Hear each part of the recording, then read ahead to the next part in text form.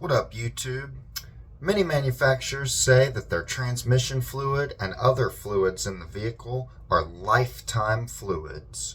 Let's talk about what lifetime fluid actually means, the pros, the risks, and whether you should actually change your fluid or not. Stay tuned.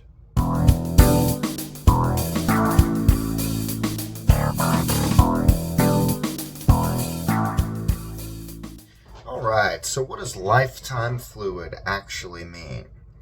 To the manufacturer, the lifetime fluid means until the expected warranty period, which is generally around 100,000 miles for most manufacturers. Manufacturers push this lifetime fluid so that they can show lower advertised maintenance costs for the vehicle. Transmission fluid, transfer case fluid, differential fluid, those are the main fluids that are advertised as lifetime fluids. However, these fluids can still break down over time due to heat, friction, contamination, just like oil and many other fluids on the vehicle. So the lifetime, it's not going to last forever. It's just going to last until the end of the warranty period, which is roughly 100,000 miles. Now, most modern synthetic fluids are significantly better than the old fluids from back in the day. And the additive packages that are put into these fluids can significantly help reduce wear and friction. However, even though the newer fluids are designed to last and can last significantly longer, the idea that this fluid can somehow last forever, especially under heavier use, is absolutely insane. So what are some of the risks of never changing it? Well, the fluid can oxidize, it can turn dark and lose its lubrication properties. It can also run hotter than it should run. Also, clutch debris over time from use will, get into the fluid, and eventually when you get a lot of that clutch debris in there, it can actually cause slipping, hard shifting, or outright failure. And many of the newer, more modern transmissions are what we call sealed transmissions. Sealed transmissions. Therefore, they do not have a dipstick, and many owners don't even realize that there's a problem until it's too late, because they can't even check their fluid, get an idea of the color, condition, level, none of that stuff. They have to take it to the shop. A lot of times it has to be heated up in order to even check it properly. Then they're going to charge you an hour of labor just to check your transmission fluid and see if there's any issues. And, if it's shifting fine, a lot of times people aren't going to do that. So unfortunately, problems arise and they're not detected until it's too late. So from the manufacturer's perspective, they say don't touch it because it only really needs to last the warranty period. But myself as a mechanic and many other mechanics that I've talked to would say that it is most definitely a good idea to change it periodically to avoid any potential problems that may arise. Real world examples out there, you can find several documented cases where fluid changes over time could have prevented failure.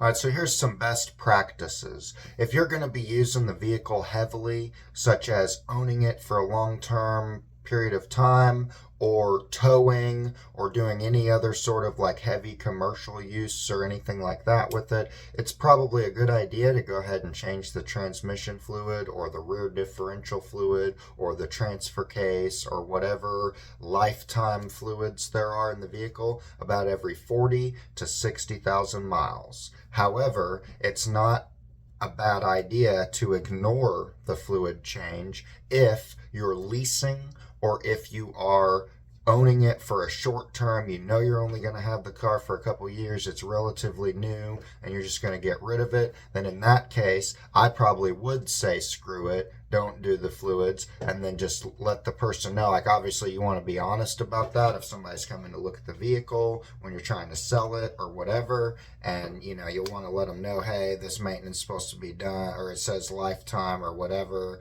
it's been driven this long, that's past the warranty period, so you may potentially want to look into getting that replaced. Also, always avoid doing a transmission flush on a high mileage vehicle.